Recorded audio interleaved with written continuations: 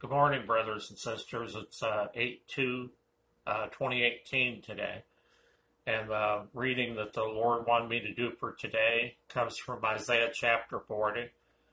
I'm going to read that real quick, and then I've got a few things to say about what's going on in the Middle East. And then I have a few bits of information, again, about Minister Paul that I've came across, some new information. So I'll start at chapter 40 here at the beginning. And I'm not going to read the entire chapter. I'm going to read the parts of the chapter 40 that I highlighted. So, comfort ye, my people, saith the Lord. Speak ye comfortably to Jerusalem, and cry unto her that her warfare is accomplished, that her iniquity is pardoned, for she hath received of the Lord's hand double for all her sins. The voice of him that crieth in the wilderness, prepare ye the way of the Lord, make straight in the desert a highway for our God. Every valley shall be exalted, and every mountain and hill shall be made low, and the crooked places shall be made straight, and the rough places plain. And the glory of the Lord shall be revealed, and all flesh shall see it together, for the mouth of the Lord hath spoken it. The voice said, Cry, and he said, What shall I cry? All flesh is grass, and all the goodliness thereof is as a flower of the field. The grass withereth, the flower fadeth, because the Spirit of the Lord bloweth upon it. Surely the people is grass. The grass withereth, the flower fadeth, but the word of our God shall stand forever. Behold, the Lord God will come with a strong hand, and his arm shall rule for him. Behold, his reward is with him, and his work before him. He shall feed his flock like a shepherd, and he shall gather the lambs with his arm, and carry them in his bosom, and shall gently lead those that are with young. Behold, the nations are as a drop in the bucket, and are counted as the small dust of the balance. Behold, he taketh up the isles as a very little thing. All nations before him are as nothing, and they are counted to him less than nothing and vanity. To whom then will ye liken God, or what likeness will ye compare unto him? It is he that sitteth upon the circle of the earth, and the inhabitants thereof are as grasshoppers, that stretcheth out the heavens as a curtain, and spreadeth them as a tent to dwell in, that bringeth the princes to nothing. He maketh the judges of the earth as vanity. To whom will ye then liken me? Or shall I be equal, saith the Holy One? Lift up your eyes on high, and behold who hath created these things, and bringeth out of their hosts by number. He calleth them all by names with the greatness of his might, for that he is strong in power, not one faileth. Why sayest thou, O Jacob, and speaketh, O Israel, my way is hid from the Lord, and my judgment is passed over from my God? Hast thou not known, hast thou not heard, that the everlasting God, the Lord, the Creator of the ends of the earth, fainteth not, neither is weary? There is no searching in his understanding. Even the youth shall faint and be weary, and the young men shall utterly fail. But they that wait upon the Lord shall renew their strength. They shall mount up with wings as eagles. They shall run and not be weary, and they shall walk and not faint. And that concludes today's message, brothers and sisters, that the Lord wanted me to deliver to you. The time of his judgments draweth nigh, and war is almost at the door. I just wanted to say that the news from yesterday on that situation in the Middle East is that Iran is threatening to block off the Strait of Hormuz. That, according to them, they're preparing to do that right now. And of course, you know, I'm sure that the United States is going to react strongly to that. So we could be just about be at the beginning of the Psalm 83 war. And then concerning Minister Paul, a few things that I found out. And the Lord, what he's doing is he leads me to certain videos where Minister Paul will be talking about just things in general, maybe, general conversation. But those messages and stuff like that he brings out sentences of information, maybe personal information about himself and stuff. and then that's given me information to deliver to you. And the bottom line is, like I said from the beginning, this thing is a lot deeper than, what people think on the surface. And it's important for a lot of reasons, and that's why it's important to continue speaking about it, because there's many things that he spoke out about, and, I'm being shown specific things, which I still some of that stuff has to be studied before I can speak on it. But what I did find out recently was that Minister Paul, if he's leaving for a couple weeks at a time and he's actually staying with somebody else, maybe for a couple weeks, then he comes back, checks on his place.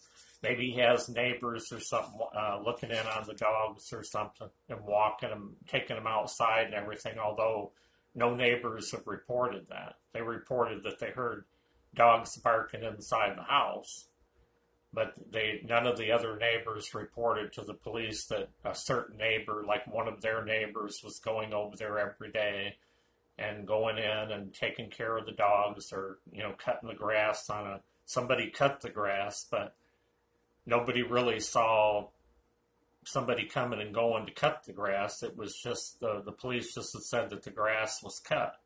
But nobody said that they saw Minister Paul over there cutting the grass. In fact, nobody said that they, told police they saw any certain car or vehicle description or something of anybody that went and cut the grass. So when you hear those reports, they're kind of strange. It's kind of like a lot of the stuff doesn't add up. If you stop and think about it, there's things about the story that don't add up, because a neighbor that lives right on either side of Minister Paul, if the police went and just knocked on the doors on each side of his house, they could find out if he was having them look after the dogs and cut the grass and stuff. And I'm sure that they did do that, but nobody mentioned it.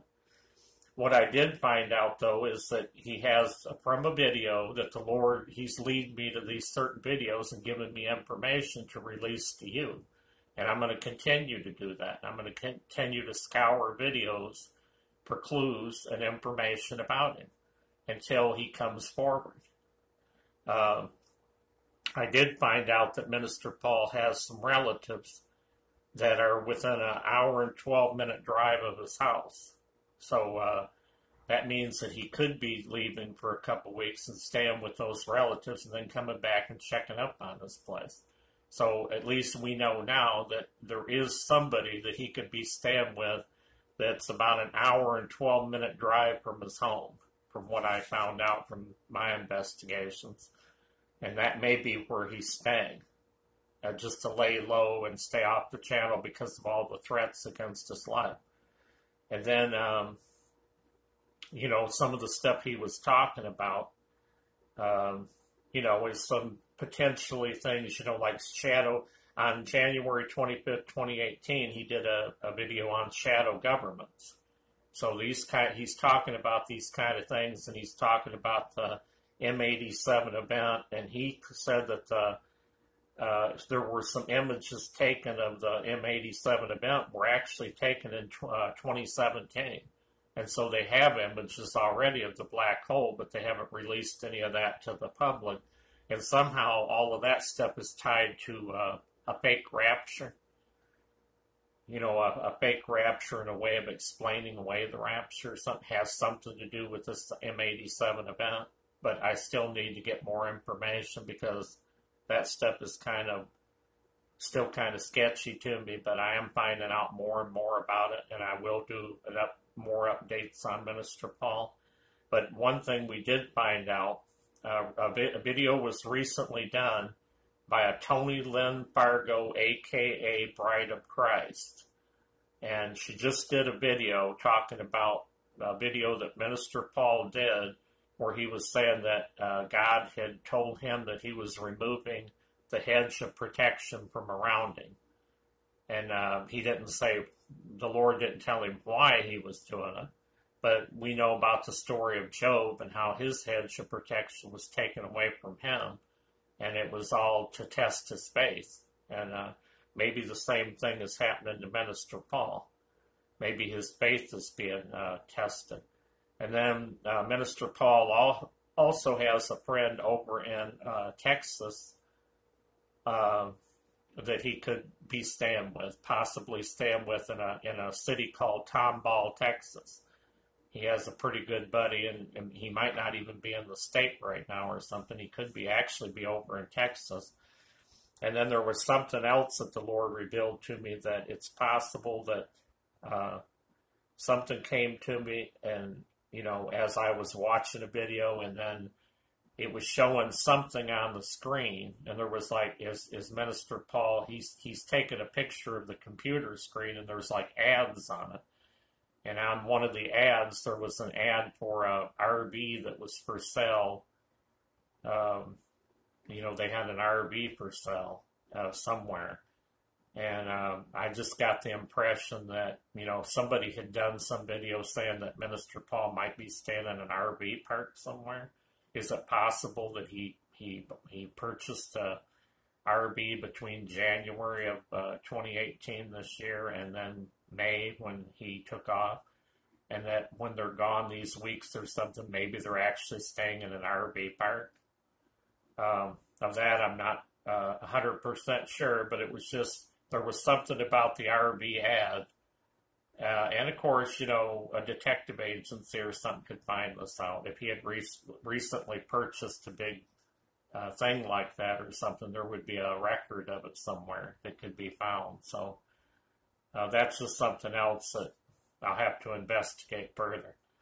So that's the message for today, brothers and sisters. I think the Psalm 83 war is just about to happen. I'm going to continue to gather information on Minister Paul, but we have found out that there are relatives within just a little over an hour's drive from his house that he could be staying with. So thank you for tuning in today. Thank you for your subscriptions to the channel, people that have already subscribed, and thank you for your comments. And if you have any comments on any of the things that I've said in today's video about Minister Paul, feel free to comment on it. God bless each and every one of you, and I'll see you the next time. Thanks for watching.